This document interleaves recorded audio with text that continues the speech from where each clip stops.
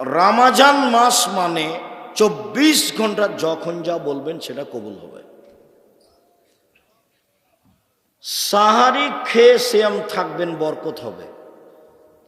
ইফতার তাড়াতাড়ি করবেন, একটু 1 মিনিট দেরি করলে এটা হবে ইহুদিদের নীতি।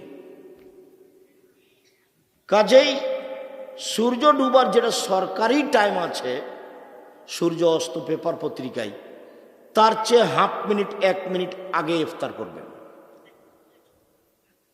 একটু দেরি হলে এটা হবে ইহুদিদের নীতি। জরুরিভাবে তারাবির সালাত আদায় করবেন।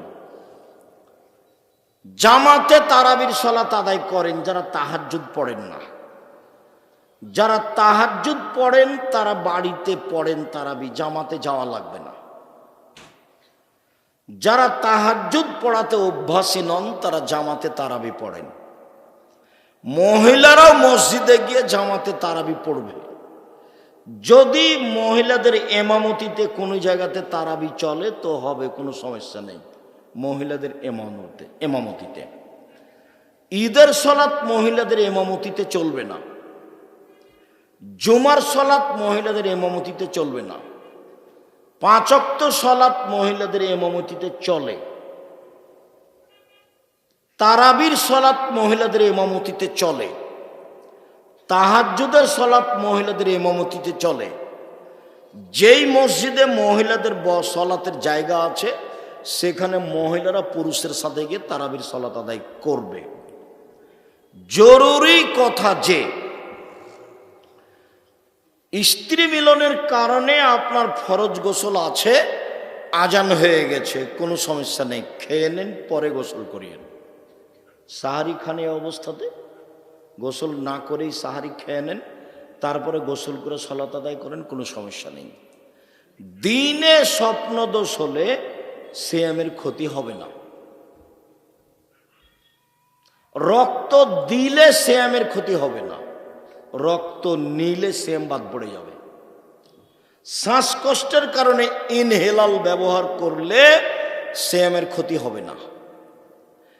যেই ইঞ্জেকশন খাদ্যমূলক সেটা নিলে রোজা ভেঙে যাবে। যে ইঞ্জেকশন খাদ্যমূলক নয় সেটা নিলে সিয়ামের ক্ষতি হবে না। তরকারি জিহ্বাতে চেখে দেখলে সিয়ামের ক্ষতি হবে না। জিহ্বার ওপরটা হলো একটা পদার্থ দেওয়া আছে, নিচে দেওয়া নাই। তরকারি নিচে ধরে দেখেন, এখানে ধরে দেখেন, বুঝতে পারবেন এটা টক না মিষ্টি না লবণ বেশি। দিয়ে দেখেন ওই যেই পদার্থটা উপরে দেওয়া আছে সেটা নিচে দেওয়া নাই। কানের বহু বচন আসেনি কোরআন মাজিদে, কারণ মানে এইটা মূলত কান নয়, এটা একটা চেহারা সুন্দর করার একটা আল্লাহর পদ্ধতি, চেহারা সুন্দর করার। ভিতরে একটা এটা প্রতিবেশী গ্রামে যারা না মিসকিন না, ওরাই আমাদের বদনাম করে। আপনি খালি বলে দেখেন ঢাকা থেকে, আম্মা আমাদের গ্রামে যে একটা চাচি ছিল না, অসহায় চাচি, ওকে একটা কাপড় কিনে দেন তো আম্মা, টাকা পাঠাচ্ছে। আরে করেছো কি তুমি, করেছো কি? দিন রাত তোমাদের বদনাম করে, ওকে দেওয়া হবে না, দেওয়া হবে না, দেওয়া। বলে দেখেন আপনার মাকে, এ কথা বলবে। এই হলো মিসকিন, যে সব সময় খেলে আপনার বিরুদ্ধে চলে, বস্তির মহিলার মতো ঝগড়া করে, সংসারও চলে না, চাইতেও পারে না। মিসকিন কাকে বলে বলেন তো দেখি? সংসারও চলে না, চাইতেও পারে না। খারাপ যে হবে সবাই তা নয়, আমি একটা বললাম আর কি, অনেকেই ভালো আছে, তো একে দিতে হবে। আর ফকিরকে যে চেবড়ায় 100 কেজি চাউল দিবেন, একদিন সমানে 1 কেজি 250। যেই মহিলার পেটে বাচ্চা আছে, গর্ভবতী, সে পরে সিয়াম পালন করতে পারে, বা এখনই 100 কেজি করে চাউল দিবে, বাস শেষ। যে মহিলা বাচ্চাকে দুধ খাওয়ায় সে পরে করবে, অন্যথায় এখনই 100 কেজি করে চাউল দিবে, শেষ, বাস শেষ। ইফতার করার সময় তাজা খেজুর দিয়ে ইফতার করতে হবে। তাজা খেজুর না থাকলে শুখা খেজুর, শুখা খেজুর না থাকলে পানি। রাজশাহী চাঁপাইনবাবগঞ্জের ফজলি আম যতই মিষ্টি হোক না, দামি হোক না কেন, ইফতারের যোগ্যতা রাখে না। আঙ্গুর যতই ভালো ফল হোক না কেন, ইফতারের যোগ্যতা রাখে না। পৃথিবীতে যে কোনো ফল, যে কোনো খাদ্য ইফতারের যোগ্যতা রাখে না, শুধুমাত্র এক তাজা খেজুর, না হলে 2 শুখা খেজুর, না হলে 3 পানি।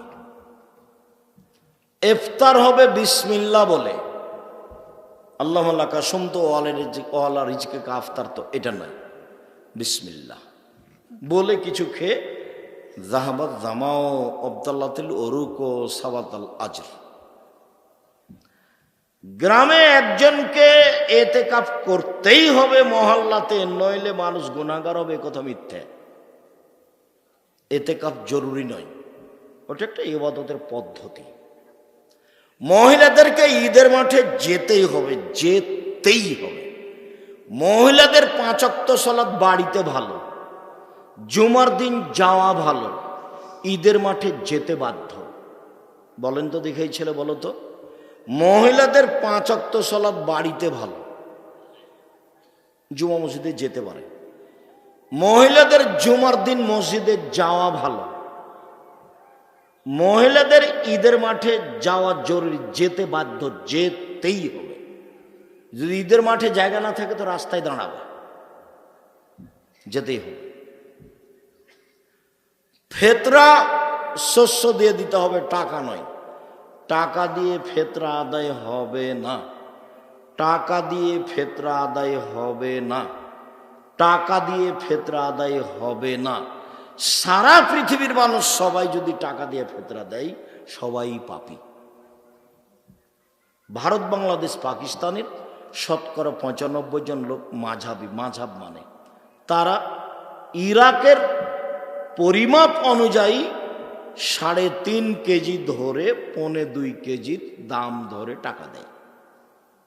ওরা মাঝহাব মানতে মজবুত, যার কারণে বিবেচনা করা লাগে না। বাস সেই কালে মুয়াবিয়া রাদিয়াল্লাহু, সেই কালে আবু সাইদ খুদরি রাদিয়াল্লাহু তাআলা মুয়াবিয়ার কথা মানেননি, বলেছেন যে যা রাসূলের যুগে করেছি করবই।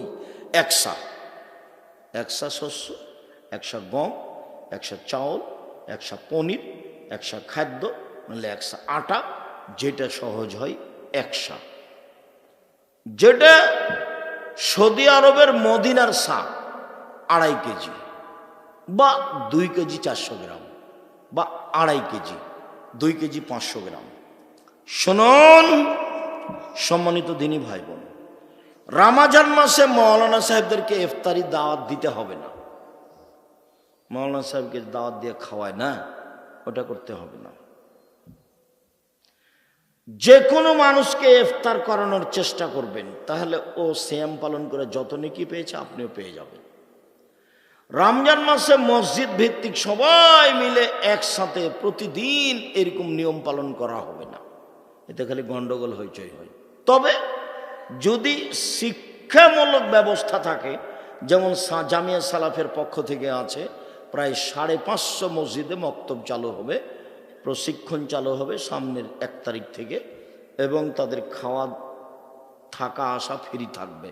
রাজশাহীতে, অন্যান্য জায়গাতে প্রশিক্ষণ থাকবে, সেখানে প্রশিক্ষণে উপস্থিত হয়ে আপনি ইফতার করতে পারেন। সেটা হলো শিক্ষার কারণে।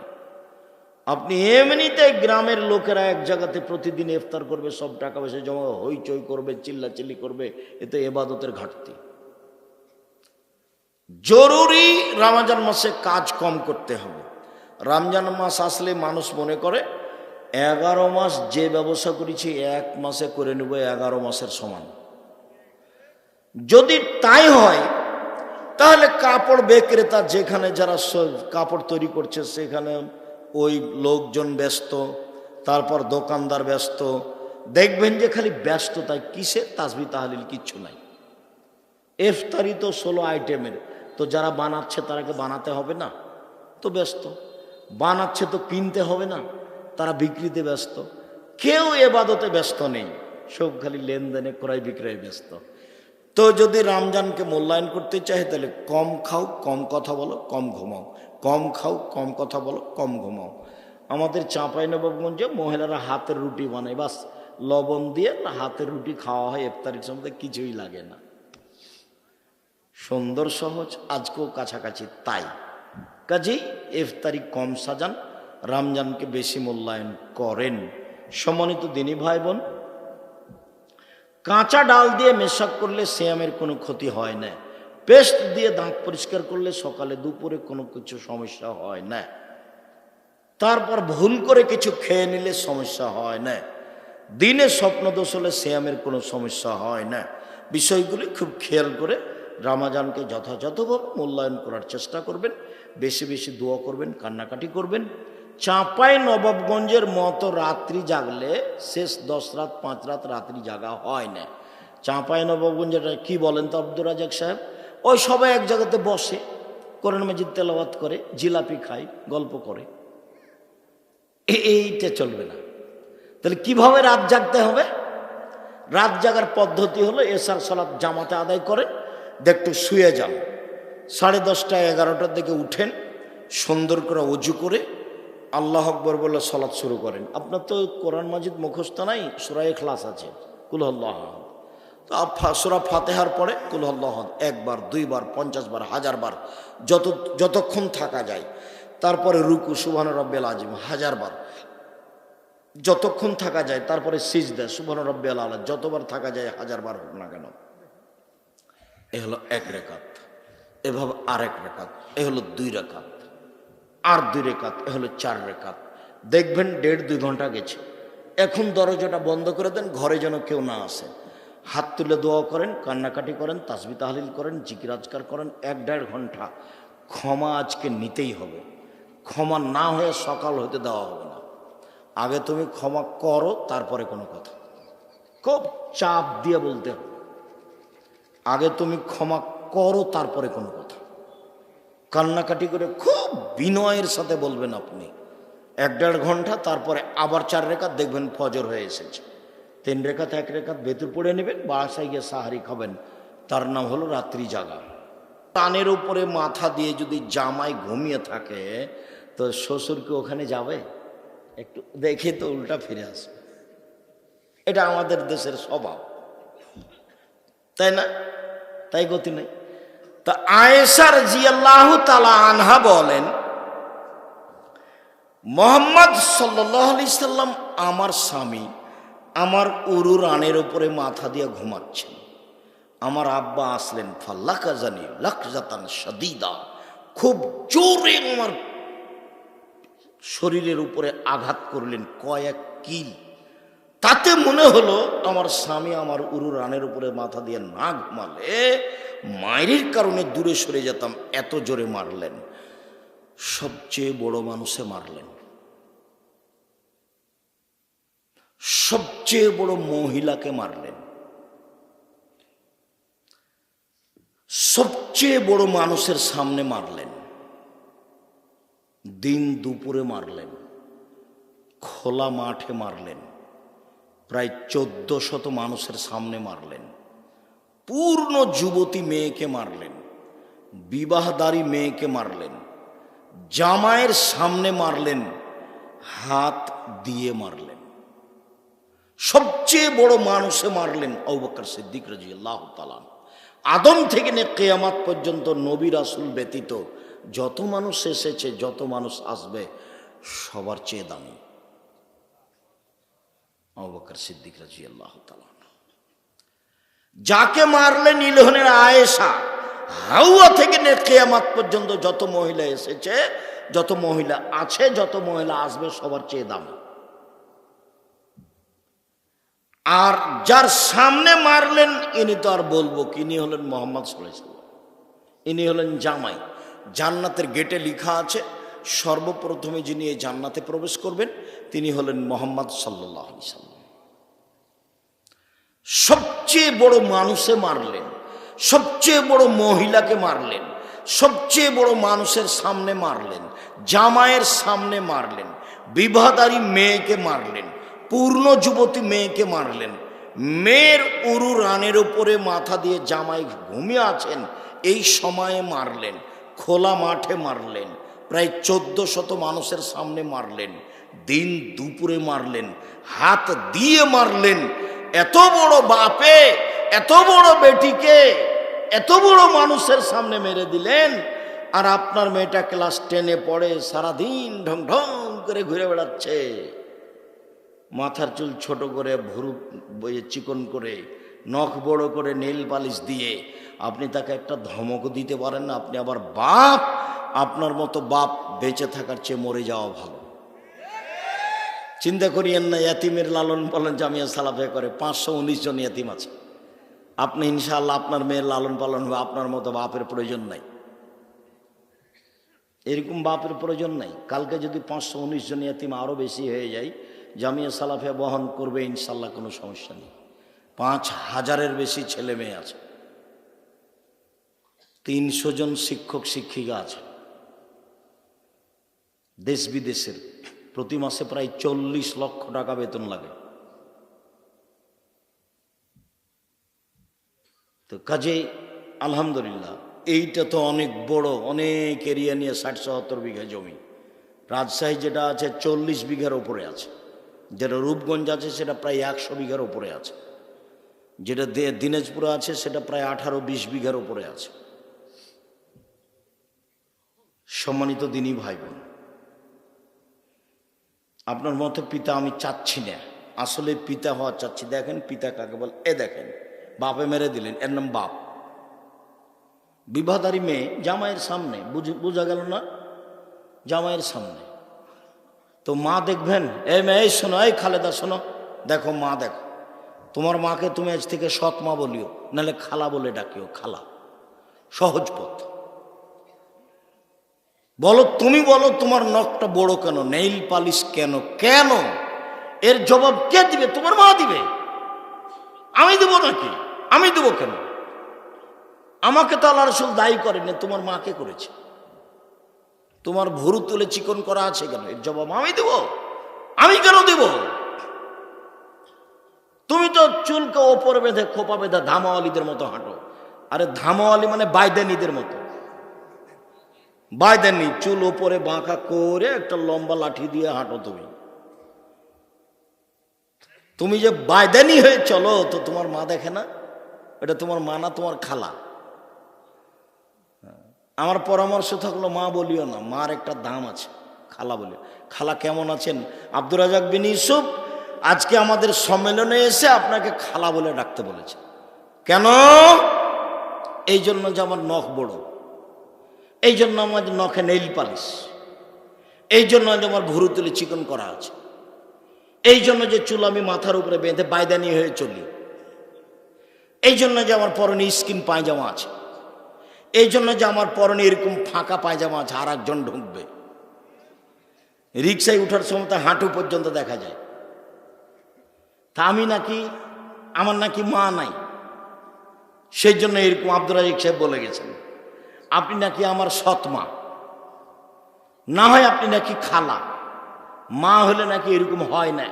তো তাহলে মা দেখাই, এরকম যে হয় না তো মা দেখাই। জাবের রাদিয়াল্লাহু তাআলা আনহু বলেন যে আমরা একবার যুদ্ধতে গেছিলাম, চলে এসেছি, মদিনায় ঢুকবো।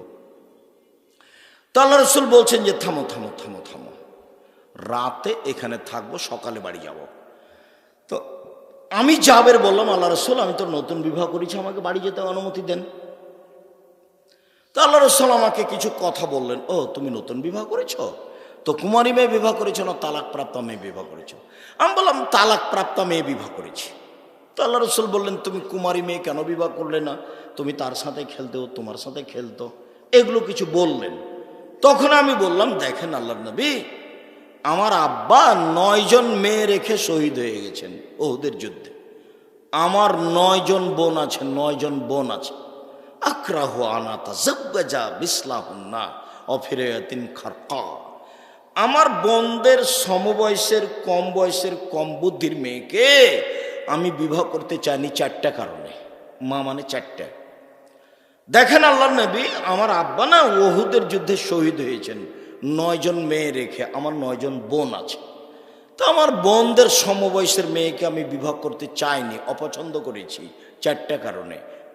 এক, লেতুয়াল্লেমা হন্না, যাতে করে আমার স্ত্রী আমার বোনদেরকে বিদ্যা শিখাতে পারে, মা মানে বিদ্যা। 2, বলে তুয়ার দেবা হন্না, আমার স্ত্রী যেন আমার বোনদেরকে শিষ্টাচার শিখাতে পারে, মা মানে শিষ্টাচার। তুমি বলো খালেদা, তোমার নখটা বড়, নখে নেল পালিশ, বলো এটা কোন শিষ্টাচার? বলো এটা কোন শিষ্টাচার? বলো, বলো না। আব্দুর রাজ্জাক সাহেব, এটা হলো ইহুদি খ্রিস্টানদের পতিতালয়ের মেয়েদের শিষ্টাচার।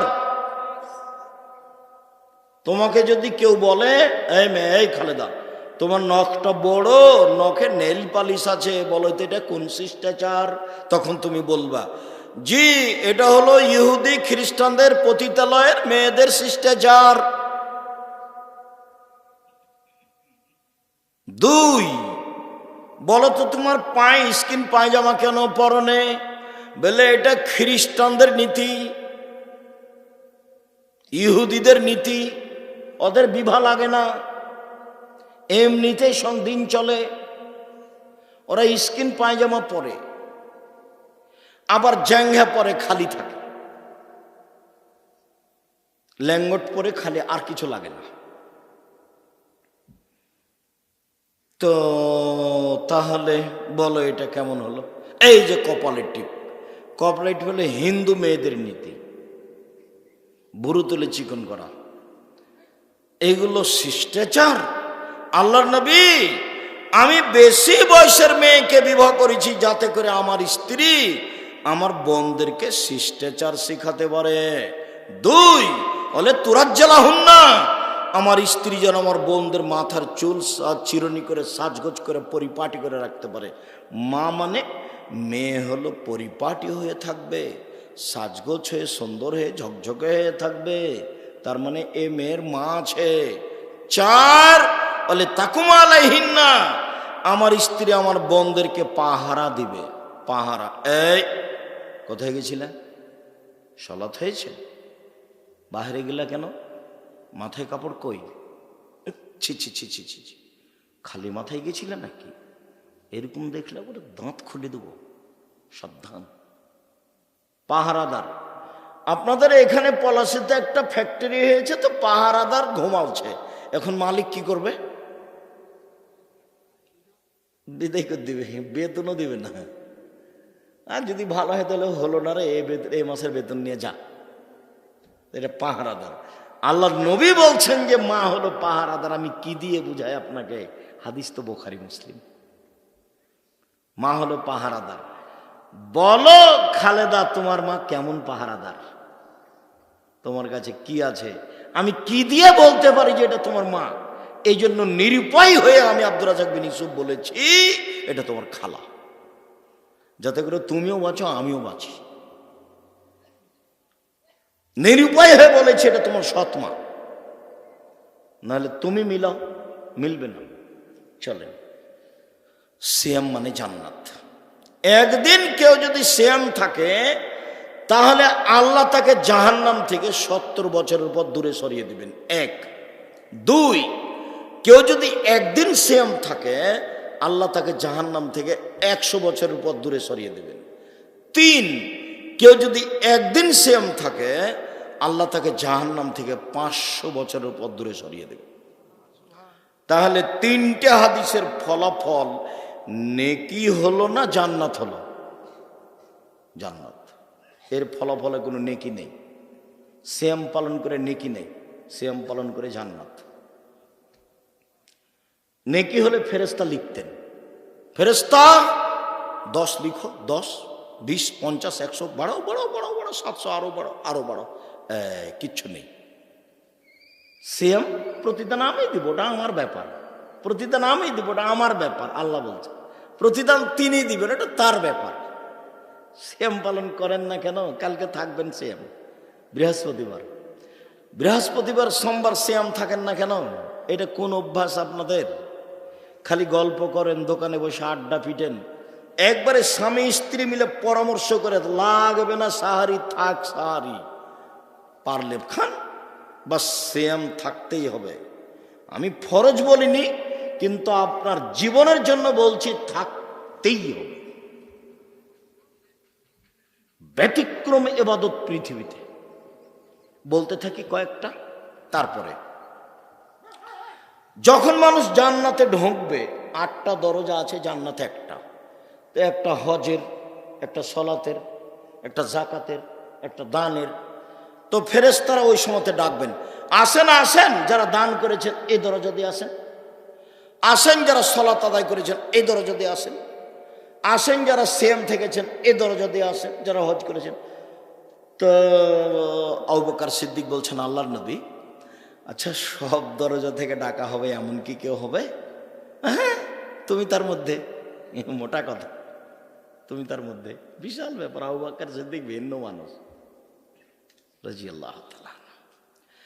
তো সিয়াম পালনকারীর শেষ ব্যক্তি যখন ঢুকে যাবে, তখন এই গেটটা বন্ধ হয়ে যাবে, অন্য কোনো ইবাদতকারী এটাতে ঢুকতে পারবে না। তখনও হজেরটাও খোলা আছে, সলাতেরটাও খোলা আছে। মানে সলাত আদায়কারী হজেরটা দিয়ে ঢুকতে পারবে, হজ পালনকারী সলাত দিয়ে ঢুকতে পারবে, কিন্তু সিয়াম পালন না করে এইটা দিয়ে ঢোকা যাবে না। বুঝাতে পারিনি?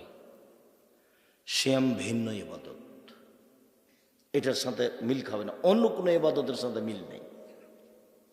শুনুন, আল্লাহ নবী বলছেন ওমামা বাহেলিকে, ওমামা বাহেলি বলছেন, আল্লাহ নবী একটা আমলের কথা বলেন তো, আমি জান্নাতে চলে যাব তা দিয়ে। তো আল্লাহ রাসূল বলছেন, ওমামা সিয়াম পালন করো। ইবাদতের জগতে সিয়ামের সমপর্যায়ের কোনো ইবাদত নেই। 1, 2, ওমামা তুমি সিয়াম পালন করো। ইবাদতের জগতে সিয়ামের মতো কোনো ইবাদত নেই। 1 মিনিট, এটা হলো সিয়াম, একটা মতো আর একটা সমপর্যায়ের। এটা হলো সলাত। সলাত যত দামি ইবাদত হোক না কেন, কেউ যদি বলে সলাত সিয়ামের সমপর্যায়ের, ভুল হবে। মানে এর সমপর্যায়ের কোনো ইবাদত পৃথিবীতে নেই। কেউ যদি বলে হজ সিয়ামের মতো, হবে না। কেন? এর মতো কোনো ইবাদত পৃথিবীতে নেই, একেবারে ভিন্ন ইবাদত, এর নাম সিয়াম। আল্লাহর ভয় 1 ফোঁটা চোখের পানি, সবচেয়ে প্রিয় কাজ। 1 ফোঁটা চোখের পানি হজের সমপর্যায়ের ইবাদত? জি না। অজু করলে পাপ মিটে যায়, ইমান বেড়ে যায়, পাপ মিটে যায়, ইমান বেড়ে যায়, সে হয়ে যায় সেদিনের মতো যেদিন তার মাতাকে জন্ম দিয়েছে, নিষ্পাপ হয়ে যায়। সুন্দর করলে অজু করলে তার মরে যাওয়া ভালো, তার বেঁচে থাকা ভালো। বেঁচে থাকা ভালো, তার মরে যাওয়া ভালো, সবটাই ভালো সুন্দর করে অজু করলে। এটা হলো সিয়াম। সুন্দর অজু সিয়ামের মতো? ভুল কথা। সুন্দর অজু সিয়ামের সমপর্যায়ের? জি না, সিয়াম ভিন্ন ইবাদত। বিচার মাঠে সিয়াম কথা বলবে, অবশ্য অন্য কয়েকটা ইবাদত কথা বলবে।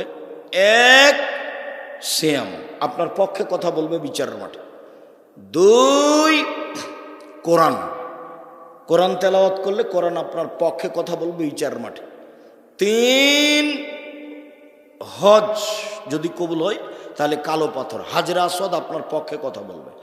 4, আঙ্গুল, যে আঙ্গুলে তাসবি গণনা করেন, তাসবি দানা দিয়ে কখনো তাসবি গণনা করবেন না। 5, যদি আমানতদারি থাকে তাহলে পুলসিরাত পার হওয়ার সময় আমানতদারি একদিকে থাকবে, আর সদাচরণ ভাইয়ের সাথে বাপের সাথে যদি থাকে তাহলে এই সদাচরণ পুলসিরাতের আর এক দিকে থাকবে, এভাবে থাকবে। এই ছেলে, ঘুমিয়ে গেছো নাকি? এদিকে দেখো। এটা হলো আমানত, আর এটা হলো রাহিম, সদাচরণ। ভাইয়ের সাথে গন্ডগোল করো নাকি? আমাদের গ্রামে না, ভাইয়ের সাথে গন্ডগোল করে ঢেঁকি কেটে ভাগ করে নিয়েছে, ঢেঁকি কেটে ভাগ করে নিয়েছে। আর ঝগড়ার সময় বলছে থাম থাম, আমি তো এখন দিয়ার ছেড়ে বরেন্দ্র এলাকায় চলে যাব 13 পাড়ার দিকে, এমন লোকের কাছে আমার জমিটা দিয়ে যাব যে তোকে গুতাতে পারে, গুতাতে পারে। ভাই বলছে ভাইকে। এরা দল করতে গিয়ে আরো এরা নোংরা হয়ে গেছে। আমি বলিনি, কতদিন বলেছি, দুই বোন একসাথে জন্ম নিয়েছে, দেখতে সুন্দরী, নম্র, ভদ্র, পড়াশোনাও করেছে, মাস্টার ডিগ্রি পাস করেছে। একজন আর একজনকে ছেড়ে থাকতে পারে না। দেখা গেল একজনের বিবাহ হলো আওয়ামী লীগ লোকের সাথে, একজনের বিবাহ হলো বিএনপি লোকের সাথে। কয়দিন পরে তারা আপোষে আর কথা বলে না।